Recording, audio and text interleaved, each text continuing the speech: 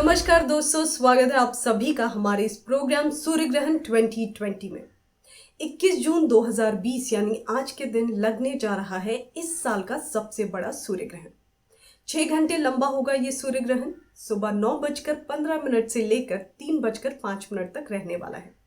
इतने लंबे सूर्य ग्रहण को लेकर ज्योतिष जगत में भी कई बातें हो रही हैं। किस पर होगा इस सूर्य ग्रहण का कैसा असर, किसको फायदा होगा, किसको नुकसान होगा, इससे कैसे बचा जाए, इसका लाभ कैसे उठाया जाए, इसके फायदे क्या हैं, इसके नुकसान क्या है, इन सभी जानकारियों को लेकर हम आए हैं हमारे इस प्रोग्राम के साथ। और हमारा मार्गदर्शन करने के लिए हमारे साथ जुड़ रहे हैं मुंबई से देश के जाने माने एस्ट्रोलॉजर और वास्तु गुरु श्री विजय केशवानी जी। गुरु जी, आपका स्वागत है। हमारे साथ जुड़ने के लिए आपका धन्यवाद। नमस्कार। गुरु जी, ग्रहण से जुड़ा होता है सूतक काल। मैं सबसे पहले आपसे यही जानना चाहूंगी कि सूतक काल क्या होता है और इसे मानने या ना मानने से क्या फर्क पड़ता है। दोस्तों, सूतक जो है वह हमारे मान्यताओं में है कि जब भी सूर्य ग्रहण होता है उस वक्त नेगेटिव वाइब्रेशंस या एक्सरेज या इस तरह के माइक्रोन्स या माइक्रो बैक्टीरिया और वायरस जो है वो अलग अलग जो ग्रह हैं उससे या जो स्पेस है वहां से धरती पर आते हैं। और इसीलिए हम हमारे जो वेद शास्त्र हैं, पुराण है, उसमें लिखा गया है कि यह टाइम सूतक का होता है। और उस वक्त यानी जब छाया पड़नी शुरू होती है उससे लेकर के जब तक सूर्य ग्रहण का या चंद्र ग्रहण का मोक्ष नहीं हो जाता तब तक उस समय में कुछ अच्छे अच्छे कार्य, कुछ शुभ मंगल कार्य वर्जित होते हैं। इसलिए इसे सूतक माना जाता है और इस टाइम पर यह कार्य नहीं किए जाते हैं। दूसरा, इसमें ही आपका सवाल ये था कि इसको करने या न करने से क्या होता है। देखिए, ये आपको अपने ऊपर डिपेंड करता है कि आप शास्त्रों में बिलीव करते हैं या नहीं करते हैं। अगर शास्त्रों में बिलीव करते हैं और अगर आप उसमें थोड़ा केयर कर भी लेते हैं तो उससे तो आपको कुछ फर्क नहीं पड़ता। अगर आप केयर करते हैं, प्रिवेंट करते हैं, किसी चीज को आप रोक सकते हैं तो क्यों ना किया जाए, और इससे कोई नुकसान तो होने वाला नहीं है। गुरु जी, मेरा अगला सवाल भी सूतक काल से ही जुड़ा हुआ है कि सूतक काल में क्या करना चाहिए और क्या करने की मनाही होती है। दोस्तों, सूतक में कोई भी ऐसा चीज ना करें जो कि बहुत ज्यादा शुभ और फलदायी हो, जैसे नए तरह के कोई बिजनेस के कॉन्ट्रैक्ट्स या बिजनेस से रिलेटेड बातें हों या पढ़ाई से रिलेटेड बातें हों या आपकी और कोई भविष्य से जुड़ी हुई अच्छी अच्छी चीजें हों, कोई शुभ मंगल कार्य हो, उसे नहीं करना चाहिए। अगर कोशिश करें कि जो भी प्रेग्नेंट विमेन है वह अगर थोड़ा समय अच्छे अच्छे मंत्रों का जाप कर सके, मेडिटेट कर सके या सीधे से सोए बगैर किसी एक्टिविटी के, तो अच्छा रहता है। इससे कहते हैं कि जो बच्चा आने वाला है या पैदा होने वाला है उसको अच्छी वाइब्रेशंस मिलती हैं। अच्छी अच्छी चीज़ें सुनने से, अच्छे पॉजिटिव थॉट्स, पॉजिटिव एफर्मेशंस सुनने से उस पर सकारात्मक इफेक्ट पड़ता है। पर यदि इस समय आप कोई अच्छा शुभ मंगल कार्य कहते हैं तो शास्त्रों और वेदों में लिखा गया है और बड़े बुजुर्गों ने भी कहा है कि इस दौरान कोई भी शुभ मंगल कार्य ना करें, कोई भी बिजनेस से रिलेटेड या कोई अच्छी चीज के बारे में प्लानिंग ना करें। और जो प्रेग्नेंट वुमेन है अगर वो कोई इस तरह का कोई जैसे समझ लीजिए कि वो सब्जियां काट रही हैं या और कोई ऐसी चीज कर रही हैं, कैंची चला रही हैं, तो इस तरह की चीजों को वर्जित माना गया है। इन चीजों से दूर रहने की हमें सलाह दी गई है। गुरु जी, कहा जाता है कि सूतक काल में कोई भी शुभ कार्य नहीं करना चाहिए। तो मैं आपसे जानना चाहती हूँ कि क्या इसका कोई आधार है, कोई वैज्ञानिक प्रमाण है या ये सिर्फ मान्यताएं हैं। दोस्तों, जैसे आपने मुझसे ये बहुत सारे व्यक्ति क्वेश्चन पूछते हैं कि सूतक जो है उन या ग्रहण जो है उनके पीछे कोई साइंटिफिक उससे बचाव के कोई तरीके हैं या जो हम उपाय बताते हैं जो ज्योतिष शास्त्र में बताए जाते हैं या हमारे वेदों शास्त्रों में बताए गए हैं, क्या उससे हमारी प्रोटेक्शन होती है। देखिए, अगर आप मानते हैं तो आपको पत्थर में भी ईश्वर के दर्शन हो जाएंगे, अगर आप नहीं मानते हैं तो वह आपके लिए चीज काम नहीं करती है। उसी तरह से इसके पीछे साइंटिफिक रीजन तो जरूर होगा, लेकिन बहुत सारा रिसर्च वर्क या अनुसंधान करने की आवश्यकता है। लेकिन मैं आपको ये कहूंगा कि अगर हम किसी तरह के प्रिवेंटिव मेजर्स लेते हैं, ठीक है, अगर हम ऐसे कुछ उपाय करते हैं जिसके द्वारा हमें इन नेगेटिव ऊर्जाओं से, रेडिएशन से प्रोटेक्शन मिलता है, तो उसमें बुराई क्या है। और ये कुछ कुछ घंटों के लिए ही पूरे वर्ष में 2-3 बार या कभी कभी 5 बार भी यह फिनोमिनन देखा गया है। तो अगर हम उस समय में थोड़े समय के लिए अगर हम एक जगह बैठ जाते हैं, मेडिटेशन करते हैं, या कहीं पे स्वीट सॉफ्ट साउंड में हम मंत्र चलाकर और उसके ध्वनि के साथ मंत्र चैंटिंग करते हैं, तो इससे हमारी ऊर्जा बढ़ती ही है। तो इसमें कोई बुराई तो है नहीं। गुरुजी, सूतक काल के बारे में एक और बात बताई जाती है कि सूतक काल के दौरान खाने पीने की चीजों में तुलसी डालकर रखना चाहिए। आप क्या कहेंगे इसके बारे में? दोस्तों, सूतक में खाने की चीजों में, खास करके ग्रहण के दौरान खाने की चीजों पर तुलसी दल या ध्रुवा रखा जाता है। इसका रीजन ये है कि जो भी नेचर है वो आपको प्रोटेक्ट करता है। तुलसी ऐसी जड़ी बूटी है, ये तो आपको पता ही है कि आयुर्वेदिक जड़ी बूटी भी है, और बहुत ही वेद शास्त्रों में इसकी पूजा इसलिए की जाती है क्योंकि तुलसी को एक प्रोटेक्शन के रूप में भी देखा जाता है। तो तुलसी के पौधे हम जब वहां पर रखते हैं, वो हमें इस नेगेटिव एनर्जी से, नकारात्मक ऊर्जाओं से, जो खराब चीजें हैं, खराब रेडिएशंस हैं, उनसे प्रोटेक्ट करती है। तथा तुलसी जी को पवित्र भी बहुत माना गया है, सबसे ज्यादा माना गया है। तो इसीलिए हमारा वह खाना या जो हमारा जल घर में रखा हुआ है, जो हमने खाना तैयार करके रखा हुआ है, वह हमेशा पवित्र रहे, इसलिए तुलसी को सबसे ज्यादा मान्यता दी गई है। गुरुजी, ग्रहण के दौरान गर्भवती महिलाओं को खास तौर से सावधानी बरतने को कहा जाता है। आपने भी ऐसा बताया है। मेरा अगला सवाल यही है कि ऐसा क्यों कहा जाता है और इसका आधार क्या है? देखिए, ग्रहण के दौरान बहुत सारी रेडिएशंस निकलती हैं जो शायद बच्चे के लिए खराब साबित हो सके। जो भी नवजात शिशु आने वाला है उसके लिए खराब वो सिद्ध हो सकती हैं। इसके वजह से गर्भवती महिला को कहा गया है कि वह ज्यादा उस वक्त कोई कार्य न करें, एक जगह बैठे रहें। उस वक्त उन्हें जल और खाद्य पदार्थ से दूर ही रहना होता है, ताकि उस रेडिएशन वाले खाना जो है या जल अगर वो लेती हैं तो उससे बच्चे को किसी तरह का नुकसान ना हो। यह तो हर किसी को पता है कि जब भी सूर्य ग्रहण या चंद्र ग्रहण होता है, खास तरह की रेडिएशंस पूरे वातावरण में फैलती हैं, और इन्हीं रेडिएशन से नवजात शिशु या जो बच्चा जन्म लेने वाला है उसकी प्रोटेक्शन के लिए ही उससे इस दौरान उनके माताजी को कहा जाता है कि वह ज्यादा से ज्यादा अपना ख्याल रखें। गुरुजी, ग्रहण के दौरान जितने भी पूजा स्थल हैं उनके दरवाजे बंद कर दिए जाते हैं।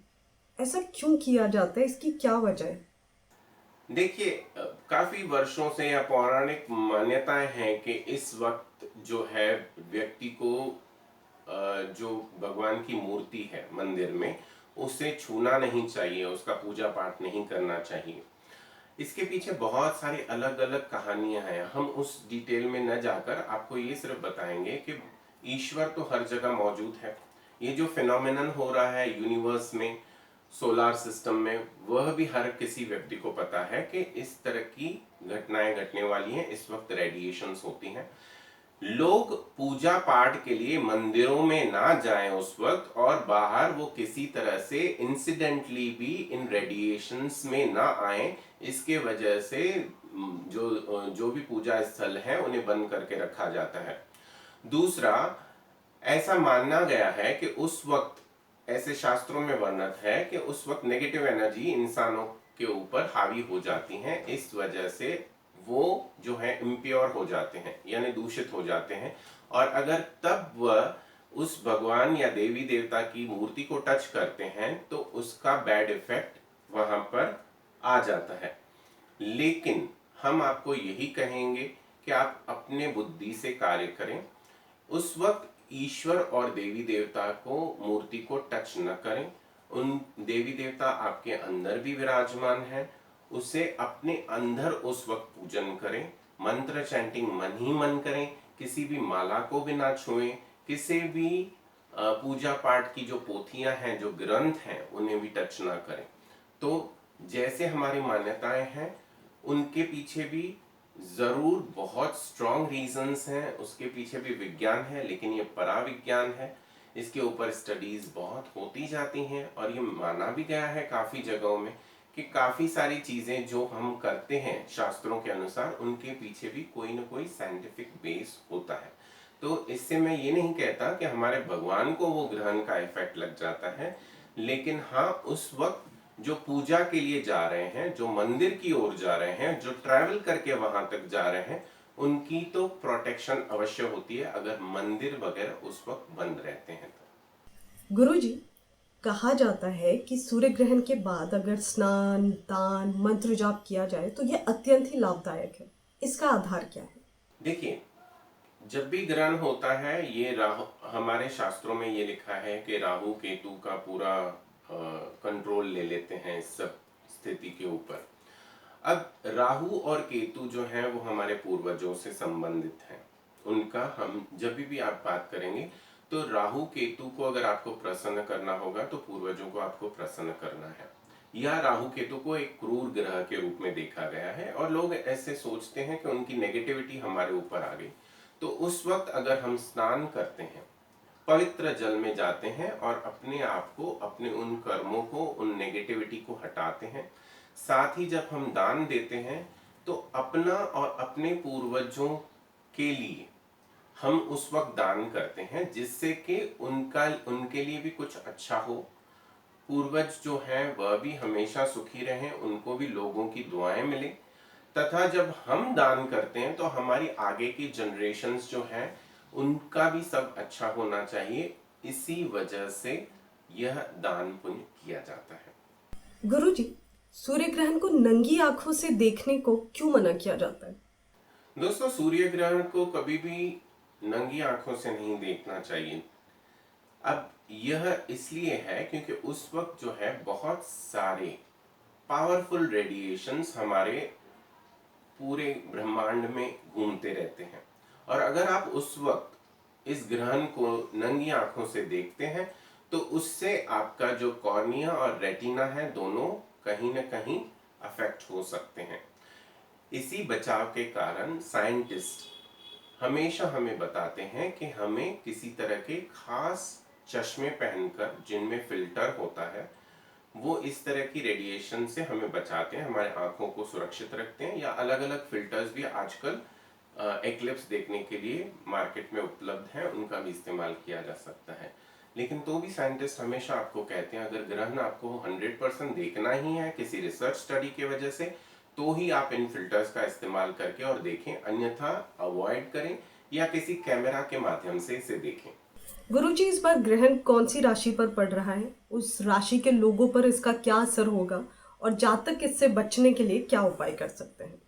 दोस्तों, मेष, मकर, कन्या और सिंह राशि वालों के लिए यह शुभ फलदायी रहेगा और बाकी जो 8 राशियां हैं उनके लिए कुछ अशुभ घटनाएं हो सकती हैं। सेहत से संबंधित कुछ परेशानियां हो सकती हैं, स्ट्रेस हो सकता है या रिलेशंस में या बिजनेस में कुछ प्रॉब्लम हो सकते हैं।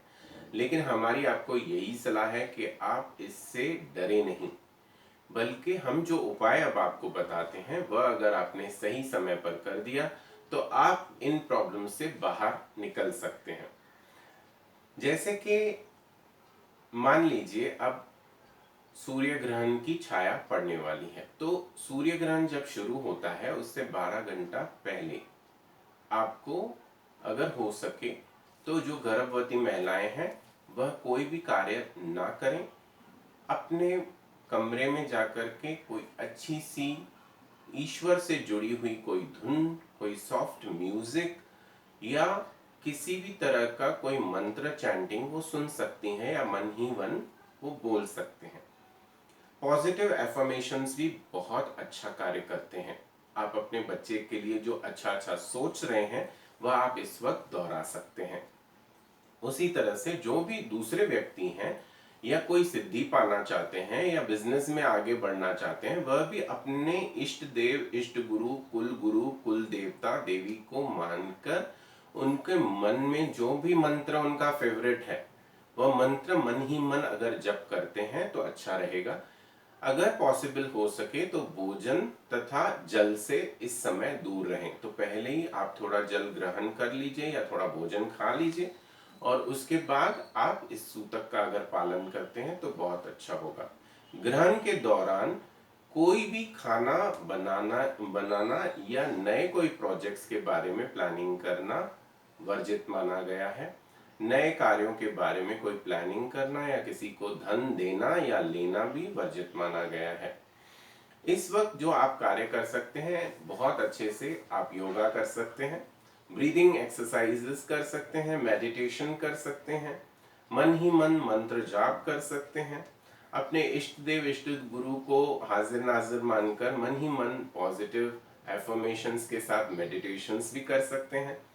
और जो दान हमें देना है ताकि इस ग्रहण का आपके ऊपर या आपके परिवार पर नेगेटिव इफेक्ट ना आए, उसके लिए आपको क्या करना है, मसूर की दाल एक व्यक्ति की 300 ग्राम्स, उसके साथ गुड़ यानी जैगरी ये भी 300 ग्राम्स, और अगर पॉसिबल हो तो चना दाल या चना वो भी 300 ग्राम्स पर पर्सन, ठीक है।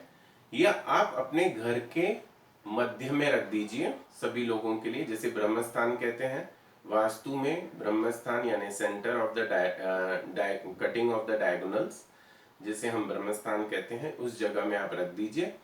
और जैसे ही ग्रहण पूरा हो जाता है उसके बाद इसे किसी भी योग्य व्यक्ति को दान में दे दें। अगर पॉसिबल हो तो आप उसे नया रेनकोट भी खरीद के दे सकते हैं, लेकिन काला रेनकोट नहीं होना चाहिए, दूसरा कोई भी कलर का रेनकोट भी आप गरीबों में या वॉचमैन को, स्वीपर को, हाउसमेड को दान दे सकते हैं। गर्म कपड़े अगर आपको दान में देने हैं तो वो भी बहुत अच्छा माना जाता है। अपने पूर्वजों के बारे में सोचकर और आपके जो आने वाली जनरेशन्स हैं उनके बारे में अच्छा सोचकर दान करें और पूरे खुशी से दें, और आप देखेंगे कि यह ग्रहण भी जो है आपके जीवन में किसी भी तरह की कोई नकारात्मक ऊर्जा नहीं ला पाएगा। आप और आपका परिवार हमेशा खुश रहें, यही हमारी और केयर टीवी वालों की मन की इच्छा है। गुरुजी, आप हमारे शो में शामिल हुए, हमारे दर्शकों को सूर्य ग्रहण से जुड़ी इतनी सारी जानकारियां दी, महत्वपूर्ण जानकारियां दी, उसके लिए हम आपका आभार व्यक्त करते हैं। आपका बहुत बहुत धन्यवाद। नमस्कार दोस्तों, हमारे ज्योतिष एक्सपर्ट ने आपको ढेर सारी बहुत ही महत्वपूर्ण जानकारियां दी हैं। हमें उम्मीद है कि आप इन जानकारियों का लाभ उठाएंगे, सावधानी बरतेंगे, अपना ध्यान रखेंगे और खुद को ग्रहण के बुरे प्रभाव से बचाएंगे। फिलहाल आप अपनी दोस्त यानी मुझे इजाज़त दें इस वादे के साथ कि मैं आपसे फिर मिलूंगी। अपना ध्यान रखिए, क्योंकि सेहत है तो सब कुछ है।